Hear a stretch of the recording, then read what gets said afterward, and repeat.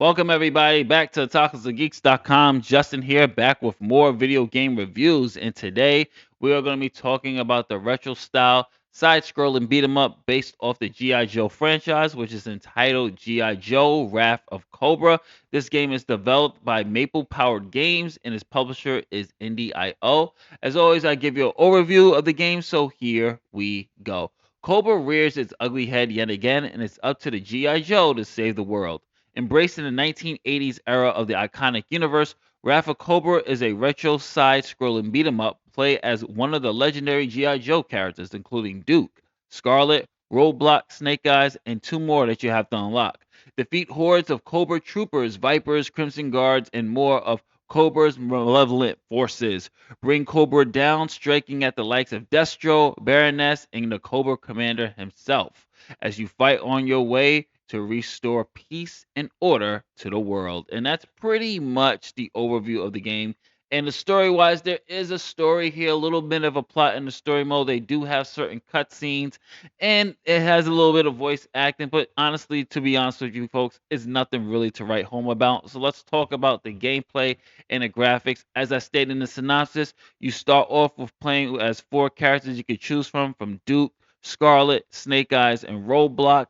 Each have their own significant play style. I would say special moves because everybody really kind of you can just pick anybody up and it's pretty much a side scrolling beat 'em up, folks. Nothing really new here or innovative here. You use square. I'm playing with my PlayStation controller, and by the way, this is a Steam PC review, so I play with my PlayStation controller. Square is your standard normal strikes. Triangles your more stronger strikes. X is to jump. Circle is to block, and R2 is to do your special moves. If you look on the upper left corner there, you see Snake Eyes' red health bar, and then you see that blue flashing right there. That is my special move gauge. That it really increases as you defeat enemies and you collect things around, and that's how your gauge will fill up. Pretty much, I would say from a gameplay standpoint, this is, I would unfortunately have to say, a generic, very repetitive side scroller beat 'em up. And I think what really hurts this game the most is the lack of variety. They do have enough of variety, but the first certain levels, you're really just facing the same waves of enemies, and the pacing of it could get really daunting because some of the levels, believe it or not, it does feel a little bit long, and it just gets very repetitive really, really quickly. They try to give you little elements like such as weapons that you can use, as you can see Snake Eyes was picking that up. But one thing I would say though, when it comes to the play style here, you're playing with various characters. Scarlet hits a little bit differently, and honestly, I played with all of them. I think Scarlet for me was the most disappointing because her attack, her standard attack, sends them up to the air, but I felt that that left me vulnerable for attack. But I did like her special attack, where as you just saw there, Duke's special attack, he also sends out missiles, which just actually takes everybody out. But I would say the best two people to use in this particular game was Roadblock and Snake Eyes. And for me, Roadblock I thought was the more balanced, more versatile of everybody here. Because first of all, his special attack is badass. He gets his big, you know what, gun, and he just goes off, and he's able to just clear the path. And the gun stays with him for a while, and it takes 5 points each hit, but it's enough for you to just really be on a defensive and offense at the same time. Not to mention he has more strength. He's just more variety when it comes to his combos as well. So honestly, if you're gonna play this game, I would definitely say either Snake Eyes or Roadblock. And once people want to know what Snake Eyes specialist, he summons a dog, which actually helps attack other enemies there. But I will just say that the game felt repetitive right after the second level for me. Like I was getting bored with it because it was just the same typical base Cobra Commander squad that you're seeing right here. They do offer boss battles after every level, and I think that's there just to really kind of break the monogamy. It boss battles was not bad. I like the fact that they try to switch it up here, but I will have to say it wasn't really as challenging.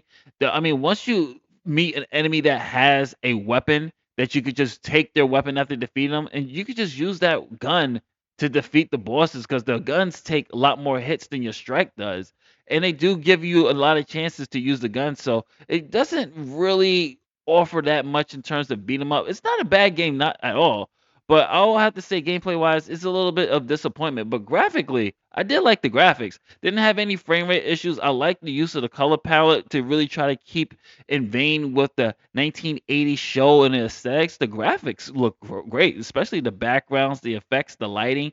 And I will have to say, the animation that they use for cutscenes, it's not the best. You can tell it's clearly on a budget. Honestly, it felt like early 2000s animation, flash animation. So it wasn't the best, especially the animation frame rate was a little bit weird too. Like it just really did not work for me when it came to the cutscenes here. But let's really go into the sound. So here's a sample of the music.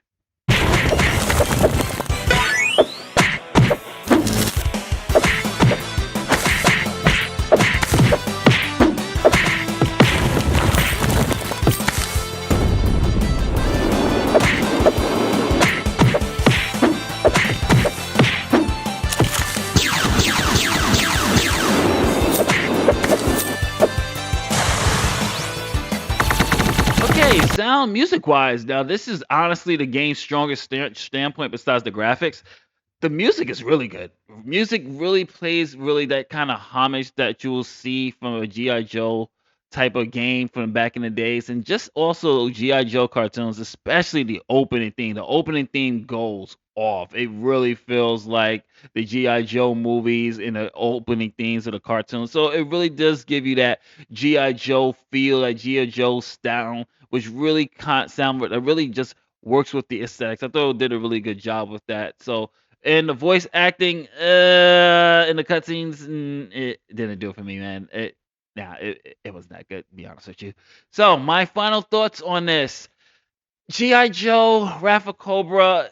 It's a typical generic side scroller beat 'em up. And unfortunately, it gets repetitive right after the second level, and just the pacing of the game just doesn't seem like it doesn't break the monotony. It's just same any wave of enemies that come. They'll sprinkle a little bit in here from time to time. So as always, we give it a buy, wait for sale, or a skip it. This is getting a wait for sale mainly because it's only $24. So if you catch this at $10, you're still gonna have a good time with it. Just know that it gets very repetitive.